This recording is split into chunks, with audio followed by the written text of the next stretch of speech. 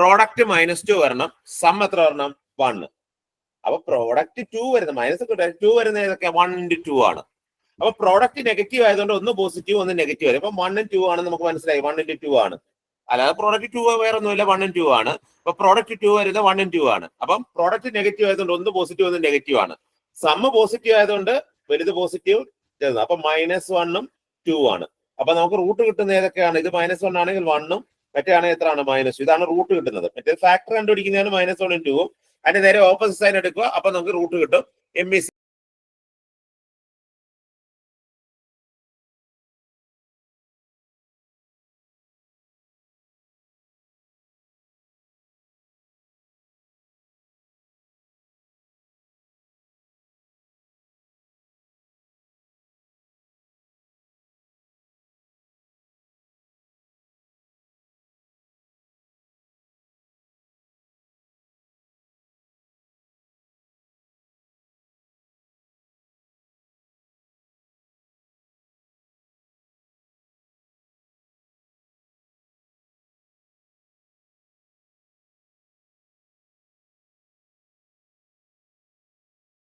-1 ഉം എന്താണ് -2 ഉം.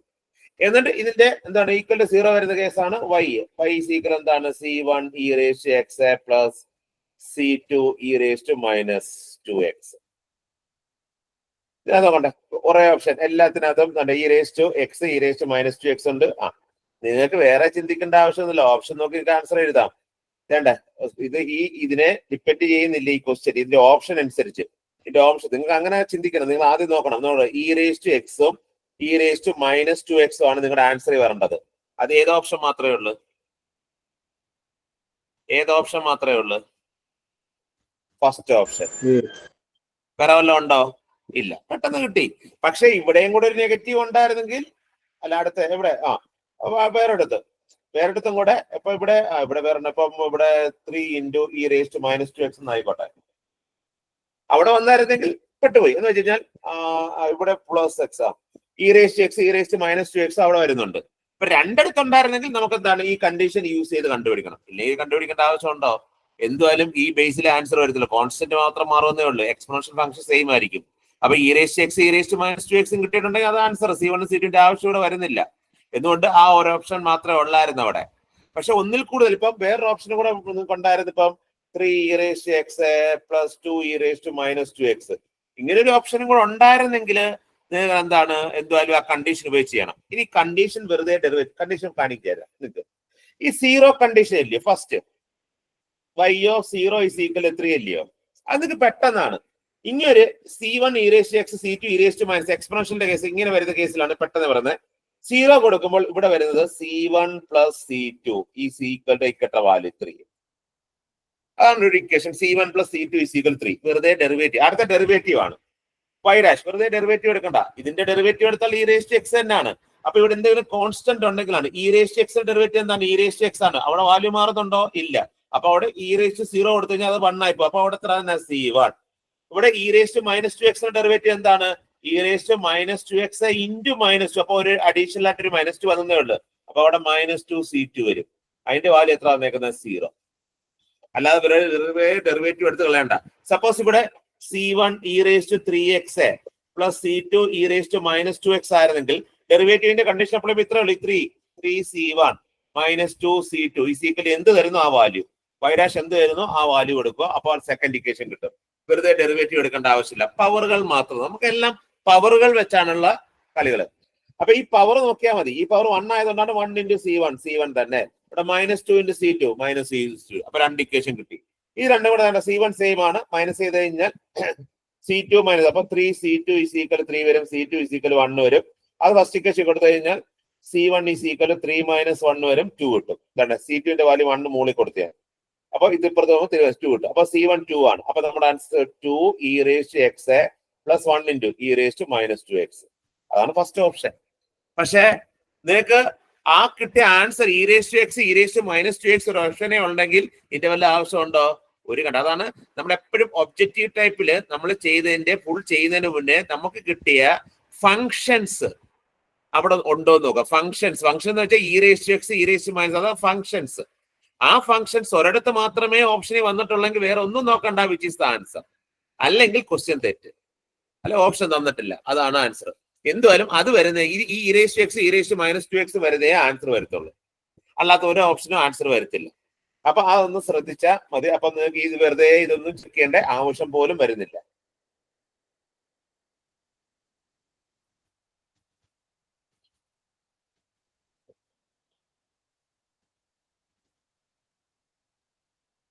ക്ലിയർ ആയോ? അപ്പം ഈ കണ്ടീഷൻ അപ്ലൈ ചെയ്യേണ്ട ആവശ്യം ഇവിടെ വരുന്നില്ല ഈ ഓപ്ഷൻ ആയതുകൊണ്ട്. അപ്പം അത് നമുക്ക് പെട്ടെന്ന് ചെയ്യാം. കണ്ട, പിന്നെ അടുത്തൊരു ക്വസ്റ്റ്യൻ കണ്ടോ, find the solution of. Okay, എന്താ find the solution of T square plus, പെട്ടെന്ന് പറഞ്ഞു, M square plus 4 is equal 0, M square is equal -4. എമ്മിന്റെ വാല്യൂ 4ന്റെ റൂട്ട് ഏതൊക്കെയാ, പ്ലസ് ഓർ -2 ആണ്. മൈനസ് ഉള്ളതുകൊണ്ട് ഐ. എപ്പോഴും മൈനസ് എടുക്കുമ്പോൾ റൂട്ട് എടുക്കുമ്പോൾ എന്ത് വരും, ഐ വരും. മൈനസിന്റെ റൂട്ട് എന്താണ്, ഐ. അപ്പൊ M square plus 4 is equal 0, M square is equal -4, M is equal. ഇത് പ്യുവർലി എന്താണ്, പ്യുവർലി ഇമാജിനറി ആണ്. ഇവിടെ ആൽഫ റിയൽ പാർട്ട് ഇല്ല. നമ്മൾ നോർമൽ രീതിയിൽ നമ്മൾ എഴുതിയായിരുന്നു y കാണുന്ന ഇക്വേഷൻ എന്താണ്, e raise to alpha x into C1 cos എന്താണ് beta x plus C2 sine എന്താണ് beta x. Purely imaginary, real part ഇല്ലെങ്കിൽ ഈ പാർട്ട് ഇല്ല എന്ന് വെച്ചാൽ ഇ റേസ് 0 1 ആയി പോകും. അത് എഴുതേണ്ട ആവശ്യമില്ല. പെട്ടെന്ന് നമുക്ക് സൊല്യൂഷൻ എഴുതാം. y ഈക്വൽ, ഇവിടെ y റൈറ്റ് സൈഡ് ഉള്ളത് yc, റൈറ്റ് സൈഡ് ഫംഗ്ഷൻ ഉള്ളത് yp ഉണ്ട് yc ഉണ്ട്. yc ഈക്വൽ ടു ഇത് എഴുതണ്ട, C1 കോസ് ബീറ്റയുടെ സ്ഥാനത്ത് ഐയുടെ വേർഷൻ ആണ് 2x പ്ലസ് ഇവിടെ എയും ബി ആയതുകൊണ്ട് C1 C2 മറ്റി എ കൊടുക്കുക, A cos 2x plus B sine എന്താണ് 2x പ്ലസ് വെറുതെ നമ്മൾ പൈപ്പ് ആണ്. ഇതൊരു കോൺസ്റ്റന്റ് ആണെങ്കിൽ പഠിച്ചു വെച്ചോണേ, കോൺസ്റ്റന്റ് ആണെങ്കിൽ റൈറ്റ് സൈഡിൽ കിടക്കുന്ന കോൺസ്റ്റന്റ് ആണെങ്കിൽ yp എന്ന് പറഞ്ഞാൽ 1 ഡിവൈഡ് ബൈ ഇവിടുത്തെ കോൺസ്റ്റന്റ്. ഇവിടുത്തെ കോൺസ്റ്റന്റ് എത്രയാണ്, 4 of pi. That is the, വെറുതെ ചെയ്യേണ്ട ആവശ്യമില്ല. ഒരു കോൺസ്റ്റന്റ് ആണെങ്കിൽ നിങ്ങളുടെ റൈറ്റ് സൈഡിൽ കിടക്കുന്ന ഫംഗ്ഷൻ കോൺസ്റ്റന്റ് ആണെങ്കിൽ നിങ്ങളുടെ ആൻസർ എന്തായിരിക്കും, 1 ഡിവൈഡ് ബൈ ഇവിടുത്തെ കോൺസ്റ്റന്റ്. അവിടെ 5 ആണെങ്കിൽ 1/5, -5 ആണെങ്കിൽ 1 ഡിവൈഡ് ബൈ -5, പിന്നെ കോൺസ്റ്റന്റ് എടുത്താൽ മതി. അപ്പൊ ഇതിന്റെ ആൻസർ എത്ര കിട്ടി, π/4 പ്ലസ് π/4. ആ ഓപ്ഷൻ ഏതാണോ അതാണ് ആൻസർ. അപ്പൊ കോൺസ്റ്റന്റ് വരികയാണെങ്കിൽ വെറുതെ ചെയ്യേണ്ട ആവശ്യമില്ല, 1 ഡിവൈഡ് ബൈ ആ 4, ആ കോൺസ്റ്റന്റ് വെറുതെ ചെയ്യേണ്ട ആവശ്യമില്ല. ഈ കോൺസ്റ്റന്റ് യഥാർത്ഥത്തിൽ എക്സ്പോണൻഷ്യലിലോട്ട് ആക്കിയൊക്കെയാണ് ചെയ്യേണ്ടത്. നിങ്ങൾക്ക് ഏത് കോൺസ്റ്റന്റ് ആയിക്കോട്ടെ, അതെന്ത് വന്നാലും നിങ്ങളുടെ ആൻസർ എന്താണ്, ആ 1 ഡിവൈഡ് ബൈ അവിടുത്തെ കോൺസ്റ്റന്റ് പൈ. നിങ്ങൾക്ക് എങ്ങനെയാണ് ഇത് ഇവിടുത്തെ കണ്ട ക്വസ്റ്റ്യൻ എന്ത് കാണാനാണ്, പർട്ടിക്കുലർ ഇന്റർവൽ എഴുതാനാണ്. പെട്ടെന്ന് പറഞ്ഞു, 1 ഇവിടുത്തെ കോൺസ്റ്റന്റ്, ഇത് കോൺസ്റ്റന്റ് ആണ്, എക്സ് ആണ് ഫംഗ്ഷൻ, എക്സ് ഇല്ലാത്ത എല്ലാം കോൺസ്റ്റന്റ് ആണ്. അത് കോൺസ്റ്റന്റ് ആയതുകൊണ്ട് എന്താണ്, 1 ഡിവൈഡ് ബൈ ഇവിടുത്തെ കോൺസ്റ്റന്റ് എത്രയാണ്, 9 log 2. That means log 2 divide by 9. കിട്ടിയില്ലേ ആൻസർ? ആൻസർ കിട്ടിയില്ലയോ? അപ്പൊ കോൺസ്റ്റന്റ് വരികയാണെങ്കിൽ ചെയ്യുന്ന മനസ്സിലായല്ലോ. അപ്പൊ കോൺസ്റ്റന്റ് വരികയാണെങ്കിൽ വെറുതെ എക്സ്പോണൻഷ്യലോട്ട് ആക്കേണ്ട ആവശ്യമുണ്ടോ? അപ്പം അവിടുത്തെ 1 ഡിവൈഡ് ബൈ ആ കോൺസ്റ്റന്റ് ഡിവൈഡ് ഇൻറ്റു ലോഗ്, ഇവിടുത്തെ ലോഗ് ആയതുകൊണ്ട് log 2. ക്ലിയർ ആകുന്നുണ്ടോ കോൺസ്റ്റന്റ് കേസ്? ക്ലിയർ ആയോ? നിങ്ങൾക്ക് റിപ്ലൈ തരണം, എനിക്ക് എന്താ സൗണ്ട് ഇല്ലാത്തതുകൊണ്ട് മെസ്സേജ് അയച്ചാൽ മതി ക്ലിയർ ആയിട്ടുണ്ടെങ്കിൽ.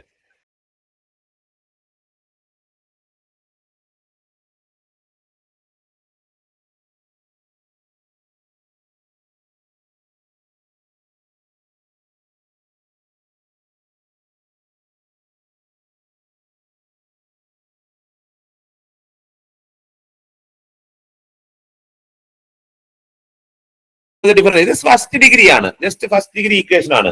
അവിടെ എന്താണ്, ഇവിടെ എം ആണ്, M plus 7 is equal 0, M is equal -7. Then ഒറ്റൊരെണ്ണോടല്ലോ y ഈസ് ഈക്വൽ എന്താണ്, c e raised to -7x. മറ്റേത് C1 C2 ഒക്കെ കൊടുക്കുന്ന ഒന്നിൽ കൂടെ ഉള്ളതുകൊണ്ട് ഇവിടെ c മാത്രം ഒറ്റൊരെണ്ണേ ഉള്ളു. എം ഈസ് ഈക്വൽ -7 ആണ്, c raised to -.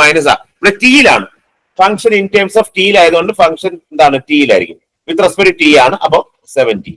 അവിടെ ഓപ്ഷൻ എല്ലായിടും വന്നാണ്ട് ഇവിടെ ഉണ്ട്, ഇവിടെ ഉണ്ട്, ഇവിടെ ഉണ്ട്, പെട്ടുപോയി.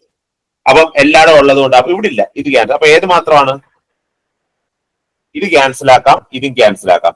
ഈ രണ്ടെണ്ണത്തിലായിരിക്കും ആൻസർ വരുന്നത്. ആ രണ്ടെണ്ണത്തിലാണ് e raised to -70 കിടക്കുന്നത്.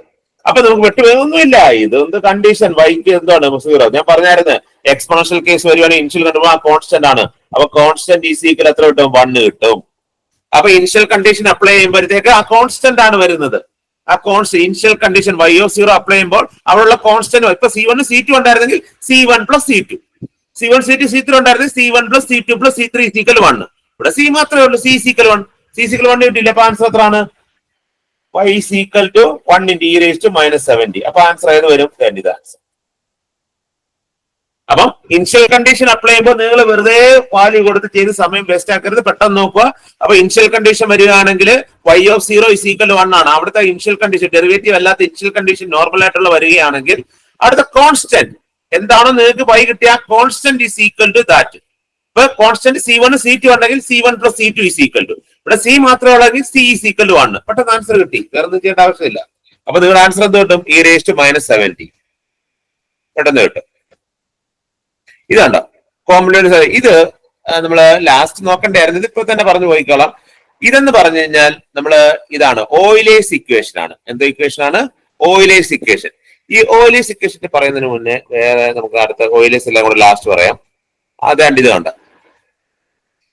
The particular integral of the differential equation d² plus 2d minus 1 is equal to e⁻ax is -7/4 e⁻ax.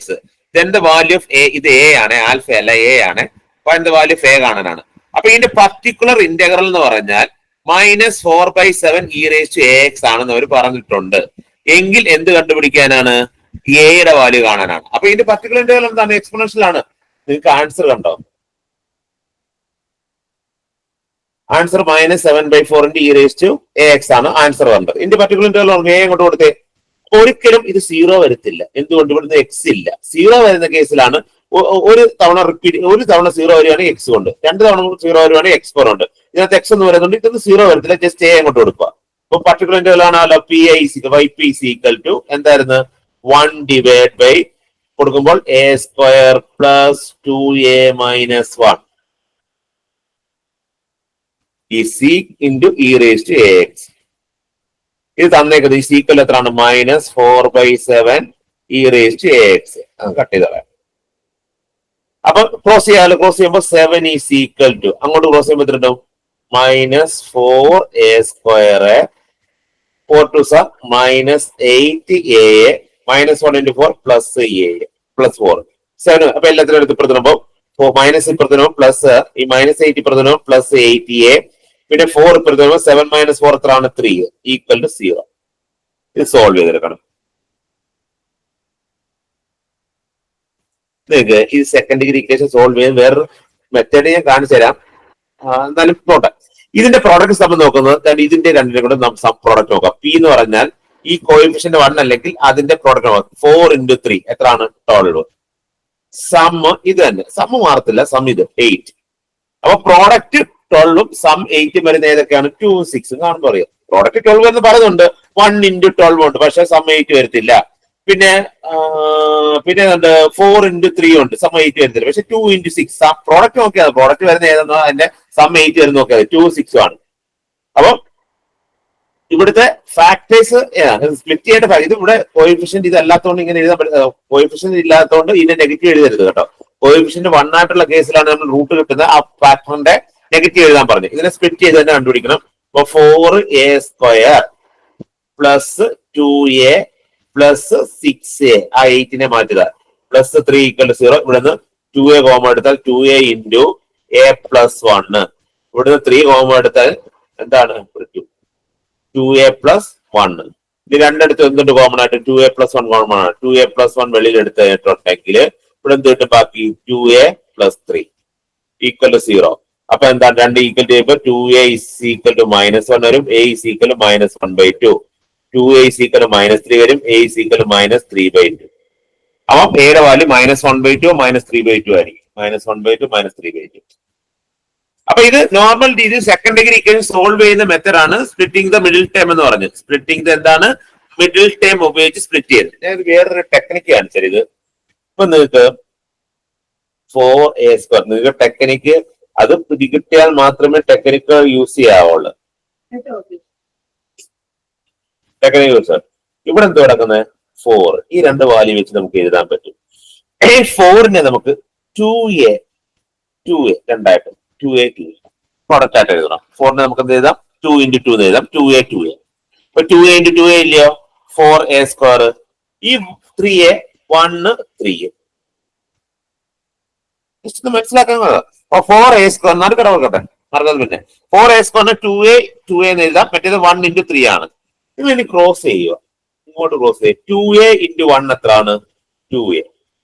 ഇങ്ങോട്ട് ക്രോസ് ചെയ്ത് 2a × 3 എത്രയാണ്? 6a. നടുക്ക് എന്ത് വരേണ്ടത്? 8. ഇത് രണ്ടോട് കൂട്ടുമ്പോ ഇല്ലയോ? അപ്പൊ ഇതും പോസിറ്റീവ്, ഇതും എന്താണ്? പോസിറ്റീവ്. ഇവിടെയും പ്ലസ്, ഇവിടെയും പ്ലസ്.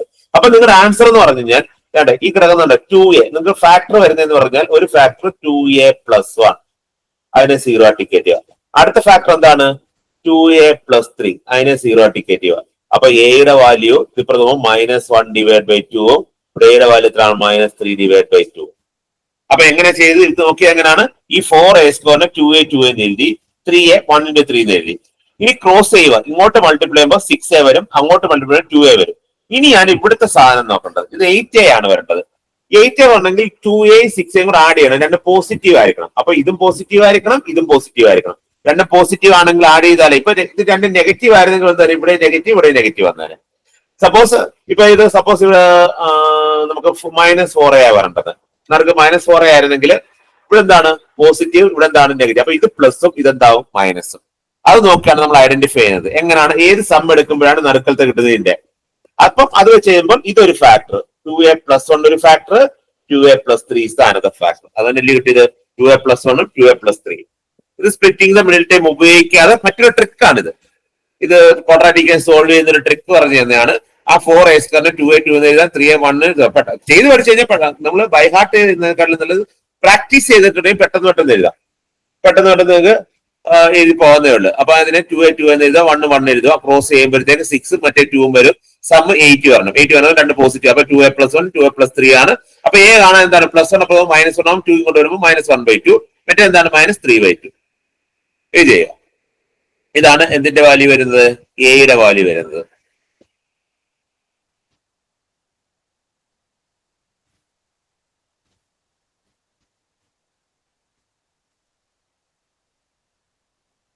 ഇതൊക്കെ നമുക്ക് പിന്നെ നോക്കാം. ഫസ്റ്റ് ഓർഡർ ഒക്കെ, സെക്കൻഡ് ഓർഡർ, ഇതൊക്കെ ഹോമോജീനിയസ് ആണ്. നമുക്ക് പിന്നെ നോക്കാം. ഹോമോജീനിയസ് പോട്ടെ, ഓയിലർ ആണ്. നമുക്ക് നോക്കാം. വേണ്ട, കോസ് സൈനും വരെ നോക്കാം. ഇത് പെട്ടെന്ന് ഇതിന്റെയൊക്കെ പെട്ടെന്ന് ആൻസർ സൊല്യൂഷൻ ഇല്ലയോ? അപ്പൊ എന്താണ്? t² m² + 16 = 0. m² = എത്രയാണ്? -16. എമ്മിന്റെ വാല്യൂ +or-4 ആയി.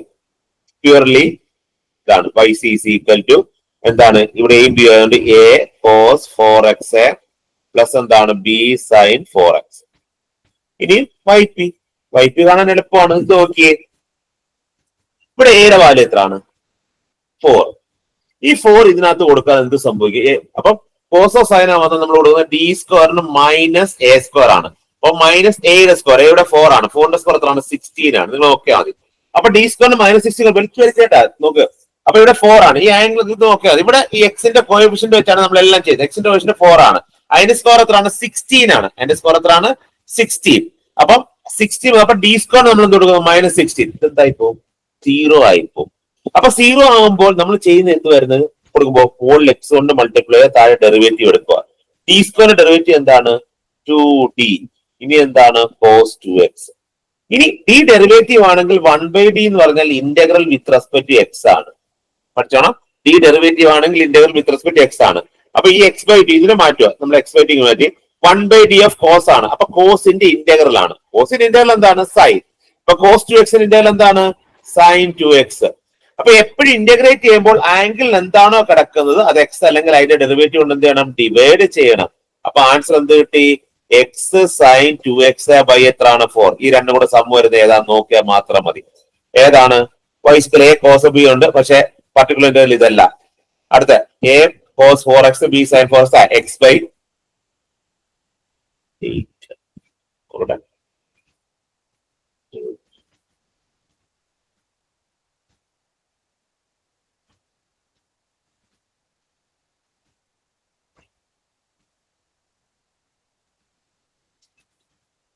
ആംഗിൾ 4x സെറ്റ് പോയി. ഇവിടെ 4x ആയിരുന്നല്ലോ, എഴുതിയപ്പോ തെറ്റിപ്പോയി. കോസ് 4x ആയിരുന്നു. അപ്പൊ അതിന്റെ ഡെറിവേറ്റീവ് sin 4x/4 ആണ്. 4 2 എത്രയാണ്? 8. അപ്പൊ ഏത് വരും?